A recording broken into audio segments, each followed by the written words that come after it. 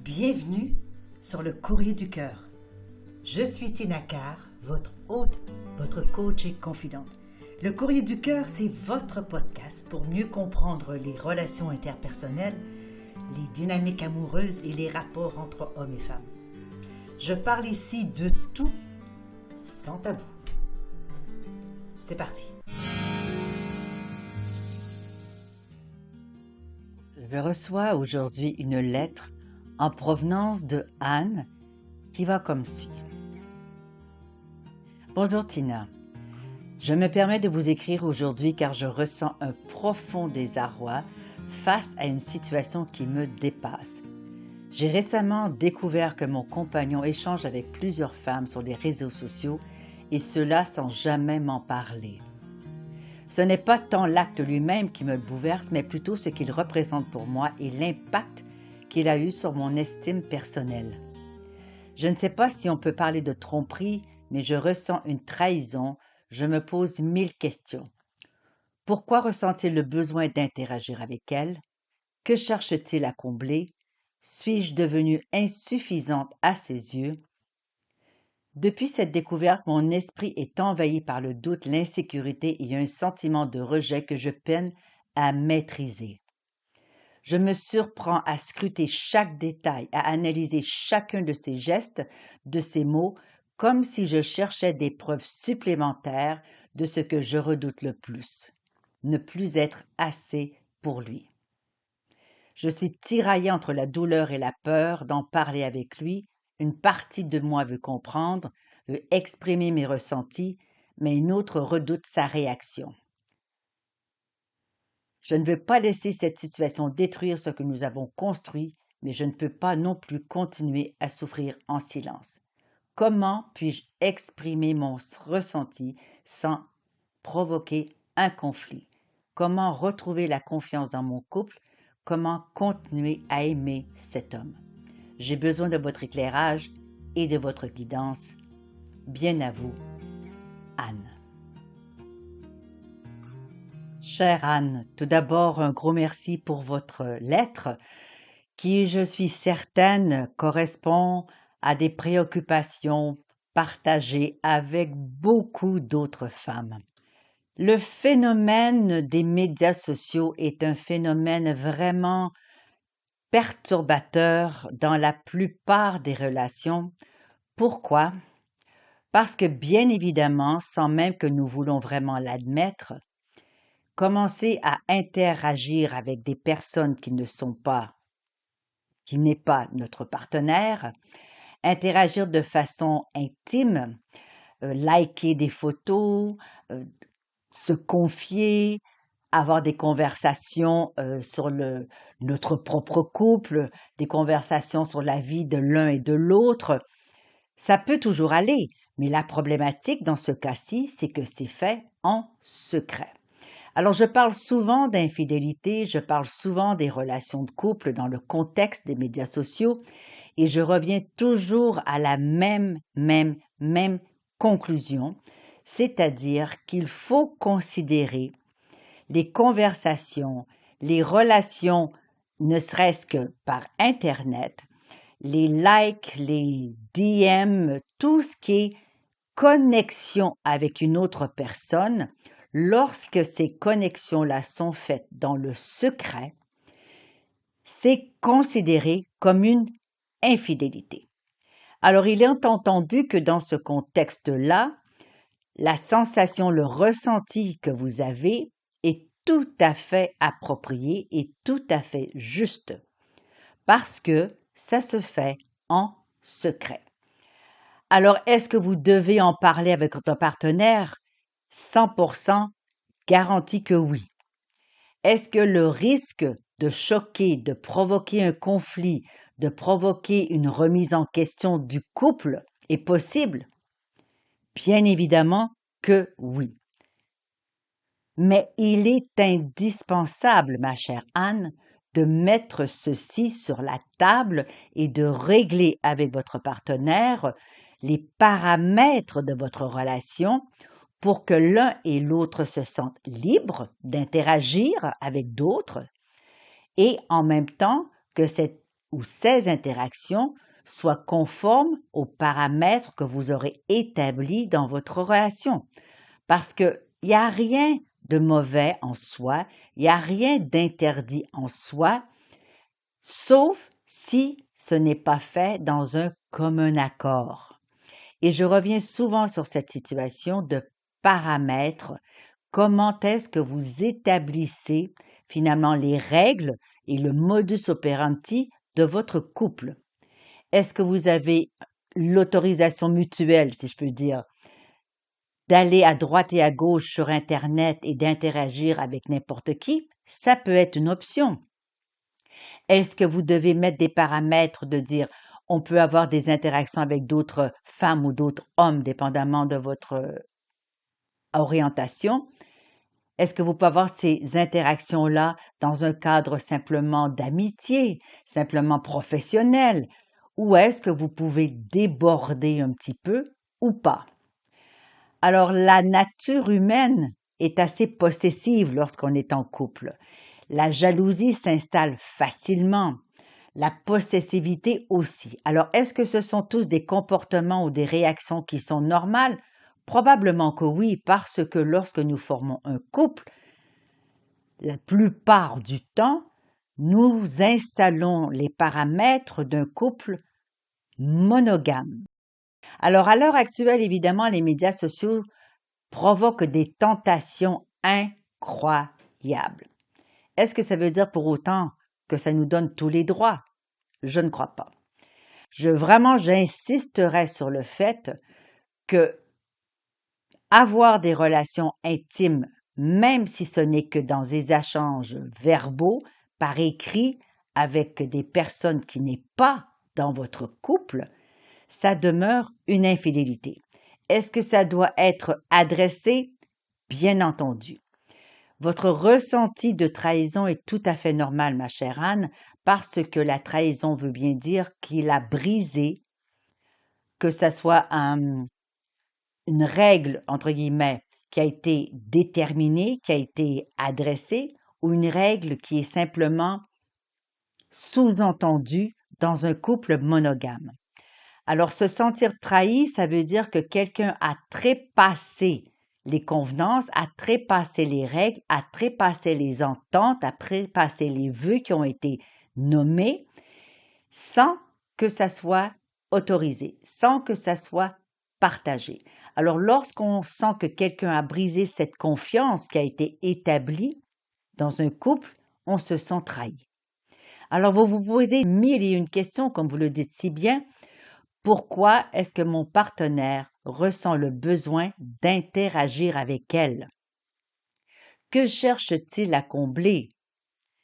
Et là, et souvent les personnes qui se sentent trahies se remettent en question. Est-ce que je suis suffisante? Est-ce que je suis assez adorable? Est-ce que je suis assez aimable? Est-ce qu'il me manque quelque chose qui doit aller ailleurs? Eh bien, moi, je vais vous dire absolument pas. Pourquoi je dis ça? Bien entendu, peut-être que physiquement, vous n'êtes pas la même, vous n'offrez peut-être pas les mêmes atouts physiques qu'une autre, vous ne provoquez peut-être pas le même intérêt, le même désir qu'une autre, mais ça va se passer dans tous les cas. On ne peut pas, en tant que partenaire, combler les mille et un désirs, attentes, espérance de quelqu'un. Ce n'est pas possible. C'est pour ça qu'à un moment donné, nous arrêtons notre choix sur quelqu'un et que nous nous engageons en relation parce que nous estimons que l'autre personne peut suffisamment nous apporter et nous, de l'autre côté, suffisamment apporter à l'autre pour pouvoir construire une relation qui peut être épanouissante et durable. Alors pourquoi avons-nous besoin d'aller ailleurs? Qu'est-ce qu'il manque dans cette personne-là qu'elle a besoin d'aller se faire valider par d'autres femmes? Parce que c'est ça l'idée. Je vais vers une autre femme pour me sentir écoutée, me sentir aimée éventuellement, me sentir désirée peut-être, me sentir entendue, compris. Et c'est peut-être là le plus grand besoin de votre partenaire et non pas le fait que vous êtes insuffisante. Alors moi, j'adresserai la question avec votre partenaire, Anne, sous cet aspect-là. Qu'est-ce qui te manque, mon chéri, pour que tu aies besoin d'aller voir ailleurs? Est-ce que c'est simplement une curiosité? Est-ce que c'est simplement le besoin d'être excité par d'autres corps? Est-ce que c'est le besoin d'être entendu? Est-ce que c'est le besoin de que tu puisses te confier certaines choses à l'autre que tu n'arrives pas à te confier à moi? Il faut aller explorer vraiment qu'est-ce qu'il cherche dans ces relations extramaritales, si je peux dire, sur les médias sociaux. Lorsque ça arrive, ceci, par expérience, pour avoir coaché beaucoup de gens dans votre situation, c'est souvent un manque chez la personne de validation, c'est un manque d'assurance, c'est un manque de confiance en lui-même. Alors là, il faudrait adresser ça avec votre partenaire pour dire, mais qu'est-ce que je peux faire, moi, ta chérie, pour pouvoir combler ce besoin? Est-ce que je ne te complimente pas suffisamment? Est-ce que je ne te caresse pas suffisamment? De quoi aurais-tu besoin de moi, ta partenaire, que tu cherches finalement à travers d'autres femmes? Parce qu'il faut quand même se mettre d'accord. Même si quelqu'un va sur Instagram ou n'importe où et commence à liker des photos en espérant une réponse, c'est complètement fou parce que la personne de l'autre côté, surtout les femmes qui sont sur Instagram ou autres médias sociaux de ce type, doivent recevoir des centaines et des centaines de messages par jour d'hommes en quête de validation, d'hommes en quête d'espoir de recevoir de ces femmes quelque chose pour leur faire croire qu'ils ont peut-être une chance avec elles. Comme c'est utopique. Parce que pourquoi chercher à l'extérieur de son couple ce qu'on pourrait développer à l'intérieur du sien? Parce que qui est là tous les matins au réveil dans le lit? Qui est là tous les soirs au souper? Qui est là dans les moments difficiles? Qui est là dans les moments de joie et de bonheur? C'est le partenaire. Alors chercher cette validation extérieure n'est simplement un manque de confiance, d'estime de la part de la personne qui est en quête de ces validations. Alors j'aimerais vraiment, Anne, que vous puissiez retirer de votre cœur, finalement, ce doute que vous avez de vous-même à ne pas être suffisante, à ne pas être assez excitante, de ne pas être assez aimable, parce que finalement, ça n'a rien à voir avec vous. Et c'est la même situation dans toutes les formes de trahison et d'infidélité. Ça n'a jamais à voir avec la personne qui est trahie. Les trahisons ont à voir avec la personne qui trahit. C'est un manque dans sa personne, c'est un besoin dans sa personne qu'il n'arrive pas à combler. Donc c'est de la part de la personne qui vagabonde ailleurs qui doit se regarder et construire pour eux-mêmes cette confiance, cette estime, cette validation propre. Ma chère Anne, moi j'aurais vraiment cette conversation avec votre conjoint et de dire qu'est-ce que j'ai plutôt que je comble chez toi? Qu'est-ce que j'ai plutôt qui te favorise finalement ton estime et ta validation? Remettre en lumière finalement tout ce que vous avez ensemble, tout ce que vous avez développé, tout ce que vous avez construit ensemble et de voir combien ça a de la valeur et combien aller ailleurs risque de tout bouleverser, chambouler, éventuellement détruire ce que vous avez construit. Il faut revoir, revisiter ponctuellement, souvent peut-être, ce qu'il doit être modulé, changé, ajouté, débarrassé pour pouvoir maintenir cette relation à long terme. Parce que aller ailleurs, c'est vraiment facile. Il y a 1001 personnes qui sont disposées à combler tous les fantasmes, tous les désirs de quelqu'un. Mais pour combien de temps? Pour une aventure, pour un moment ponctuel, pour un petit buzz, pour une petite dose de dopamine. Mais construire une relation, ça se fait jour après jour, mois après mois, année après année. Et souvent, les gens qui le font n'ont même pas idée des dommages qu'ils causent, parce que les plus gros dommages, c'est le bris de confiance et la démolition de l'estime de soi de la personne qui est trahie.